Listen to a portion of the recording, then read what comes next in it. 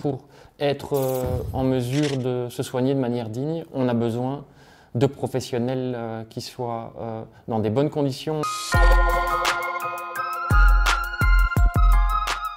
La principale leçon qu'on peut tirer à ce moment-ci, c'est vraiment l'idée de prendre au sérieux l'expertise de vécu, de prendre au sérieux ce qui est ressenti, partagé par les patients chroniques, par les personnes en situation de handicap, et de valoriser leur participation aux politiques de santé. Oui, en particulier sur le droit à l'information, avoir une information de qualité en tant que patient, sur la question de l'accessibilité aux soins, sur la question de la communication et du dialogue entre patients et professionnels. Ce que l'on a pu remarquer, c'est la grande carence au niveau de nombreuses maisons de repos et de soins quant à un support médical adéquat, de qualité. Et je dirais aussi qu'une grande absente de ce point de vue-là, c'est toute la médecine palliative.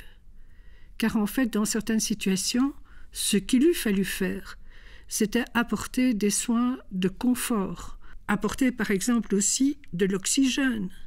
Des personnes sont décédées dans des situations d'inconfort total parce qu'il manquait par exemple de l'oxygène, parce qu'il manquait par exemple aussi des possibilités de faire intervenir des kinés.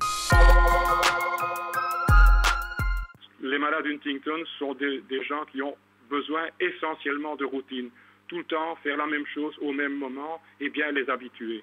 Et dans des situations comme celle-ci, bien c'est rompu et toute la charge est reprise par la famille, par les aidants proches. La famille qui, pendant ces périodes-là, n'osait pas faire appel aux médecins, peur de mettre leur propre santé en danger, pour ne pas augmenter le risque pour leurs malades. Pas de répit, pas de sortie. Je l'ai dit, les trajets de soins interrompus, les activités de groupe, les conseils de nutrition. Que fait-on pour changer une sonde gastrique chez quelqu'un qui ne reçoit plus les visites adéquates de l'infirmière, quoi? Donc il y a toute une série de problèmes très difficiles pour les familles.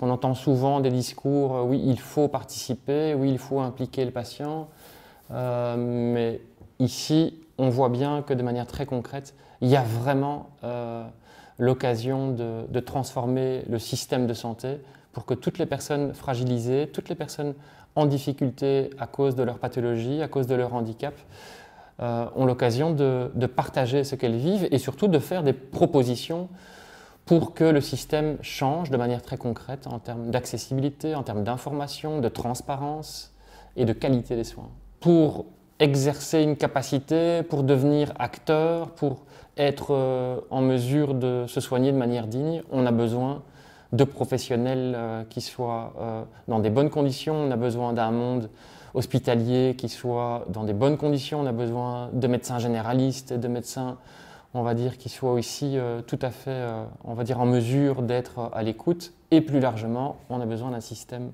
de santé et de sécurité sociale qui tienne debout.